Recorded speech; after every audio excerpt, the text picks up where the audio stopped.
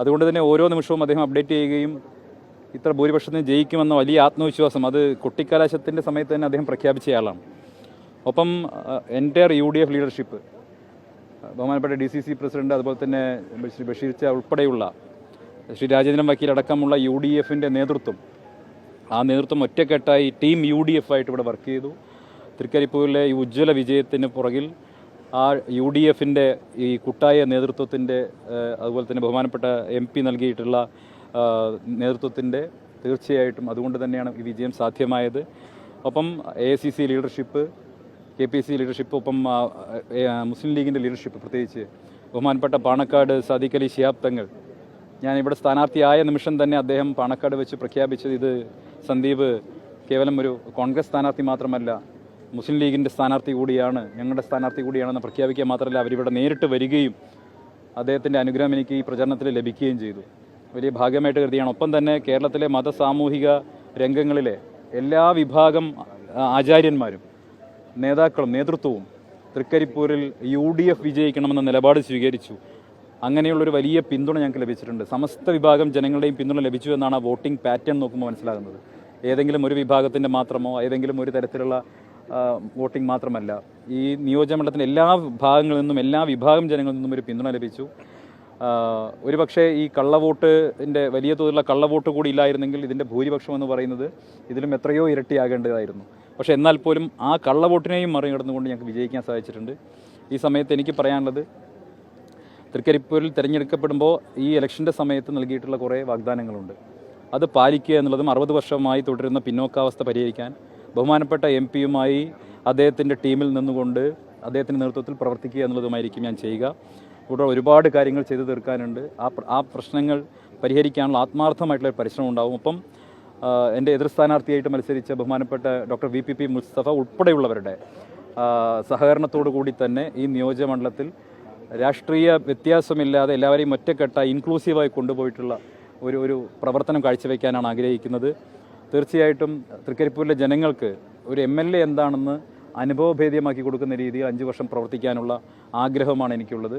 ഒരു കാരണവശാലും ഒരു MLA കാണാൻ ഇനി മുതൽ അവർക്ക് ആരുടെയും റെക്കമെൻഡേഷൻ ലെറ്ററിൻ്റെയോ അല്ലെങ്കിൽ പിന്തുണയുടെയോ ആവശ്യം ഉണ്ടായിരിക്കില്ല.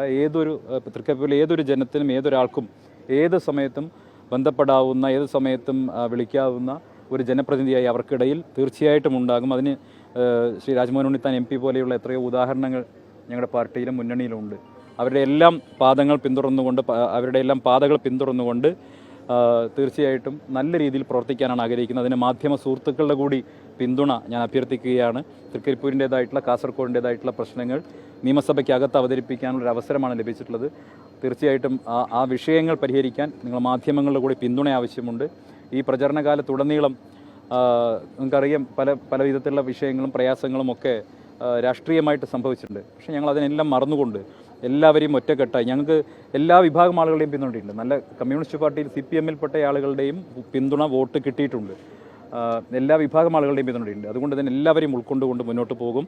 തീർച്ചയായിട്ടും ഈ വിജയത്തിന് ഐക്യ ജനാധിപത്യ മുന്നണിയുടെ നേതൃത്വത്തോടും അതിൻ്റെ ആയിരക്കണക്കായിട്ടുള്ള ഡെഡിക്കേറ്റഡ് ആയിട്ടുള്ള ആത്മാർത്ഥതയുള്ള അതിൻ്റെ പ്രവർത്തകർ ഈ രാവുകളെ പകലാക്കി മാറ്റിക്കൊണ്ട് കണ്ണിൽ എണ്ണയൊഴിച്ചുകൊണ്ട് ഉറക്കമൊഴിച്ചുകൊണ്ട് ഈ വിജയത്തിന് വേണ്ടി പ്രവർത്തിച്ച 6 പതിറ്റാണ്ട് കാലത്തെ അവരുടെ സ്വപ്നമാണ് എന്ന് പറഞ്ഞ് പ്രവർത്തിച്ച ഈ തൃക്കരിപ്പൂരിലെ UDF പ്രവർത്തകർക്ക് ഞാൻ എൻ്റെ വിജയം സമർപ്പിക്കുകയാണ്. ഒപ്പം ഈ പ്രസ്ഥാനത്തിന് വേണ്ടി ജീവൻ തന്നെ നൽകിയിട്ടുള്ള രക്തസാക്ഷികളുടെ മണ്ണുകൂടിയാണ്.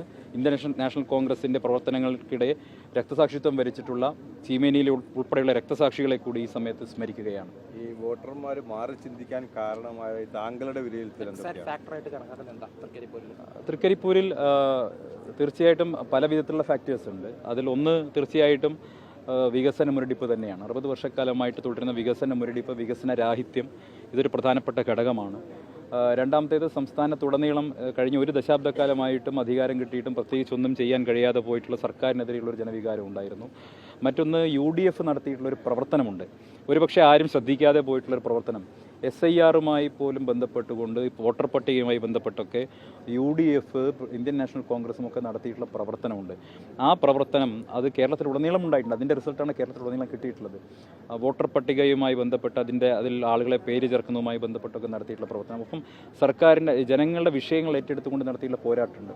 മലയോരത്തിലെ കർഷകരുടെ പ്രശ്നങ്ങളൊക്കെ ഏറ്റെടുത്തുകൊണ്ട് നടത്തിയിട്ടുള്ള പോരാട്ടങ്ങൾ, ഇതെല്ലാം തീർച്ചയായിട്ടും UDF-ന് അനുകൂലമായിട്ടുള്ള ജനവികാരമായി കേരളത്തിലുടനീളം രൂപപ്പെട്ടു എന്നാണ് ഞാൻ മനസ്സിലാക്കുന്നത്. എന്തായാലും ഈ കാസർഗോഡ് തൃക്കരിപ്പൂരിൻ്റെ മണ്ണിൽ ഒരു കസേര നൽകിയതിന് ഐക്യജനാധിപത്യ മുന്നണിയോട്, ഇരിക്കാനൊരു കസേര നൽകിയതിന് ഐക്യജനാധിപത്യ മുന്നണിയുടെ നേതൃത്വത്തോട് നന്ദി രേഖപ്പെടുത്തുകയാണ്.